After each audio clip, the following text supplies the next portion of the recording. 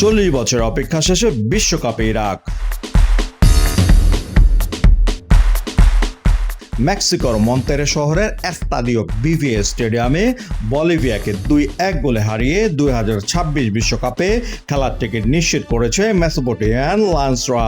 সেদিন বজরার অলিগলি থেকে বাগদাদের রাজপথ ছিল উৎসবে মাতোয়ারা।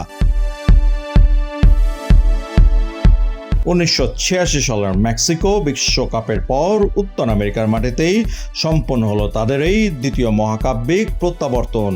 এই অর্জন শুধু একটি ফুটবল দলের সাফল্য নয়, বরং যুদ্ধবিধ্বস্ত একটি জাতির ঘুরে দাঁড়ানোর প্রতীক। দীর্ঘ 40 বছরে ইরাক দেখেছে যুদ্ধ, রাজনৈতিক অস্থিরতা এবং অসংখ্য মানুষের দেশান্তরী হওয়ার বেদনা। সে ধ্বংসস্তূপের ভেতর থেকেও ফুটবলের প্রতি ভালোবাসা হারায়নি দেশটি।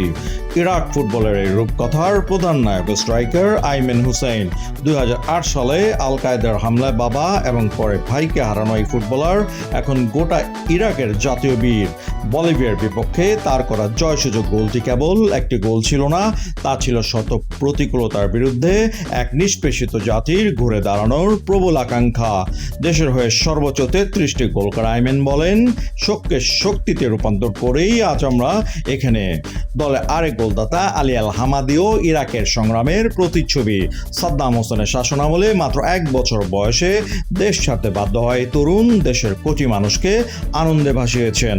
এই নবজাগরণের নেপথ্য কারিগর অস্ট্রেলীয় কোচ গ্রাহাম আর্নল্ড। 2025 সালে দায়িত্ব নেওয়ার পর ইরাকের সংস্কৃতিকে আপন করে নিতে বাগদাদেই কাটিয়েছেন দীর্ঘ সময়। তার বাস্তবমুখী রণকৌশল ও খেলোয়াড়দের মাঝে তৈরি করা ইস্পাত কঠিন ঐক্যই দলটিকে সাফল্যের চূড়ায় পৌঁছে দিয়েছে।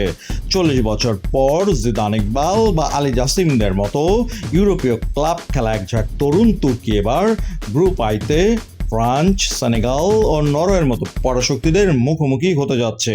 তারা কেবল অংশ নিতে নয়, যাচ্ছে নতুন ইতিহাস লিখতে। যুদ্ধবিধ্বস্ত এক জাতিকে ফুটবল যেভাবে এক সুতোয় গেঁথেছে, তা বিশ্ব ক্রীড়াঙ্গনে এক অনন্য ও অবিস্মরণীয় দৃষ্টান্ত হয়ে থাকবে। Sports news, multi news 24।